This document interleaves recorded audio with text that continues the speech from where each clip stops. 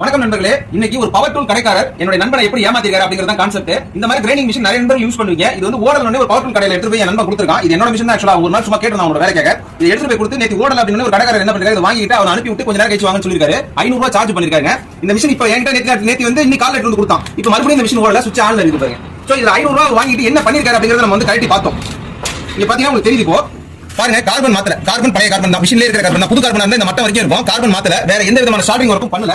Machine மறுபடியும் நின்னுட்டு நான் போன் அடிச்சு கேட்டதுக்கு என்ன சொல்றாரு, காய் போயிருக்கும் அப்படின்னு அந்த கடைக்காரர் சொல்றாரு. நீங்க விருப்பப்பட்டீங்கன்னா அவரு நான் பேசுன அந்த ஆடியோ உங்களுக்கு அடுத்த வீடியோல அப்லோட் பண்றேன். இதுல இப்ப என்ன ஃபால்ட் ஆயிருக்கு பாத்தீங்களா? இங்க பாருங்க, இப்ப மிஷின் வந்து ஓடல. இங்க பாருங்க, மிஷின் சுவிட்ச் ஆன் பண்ணிட்டா மிஷின் ஓடல. இப்ப பாருங்க, இப்ப மிஷின் ஓடுது.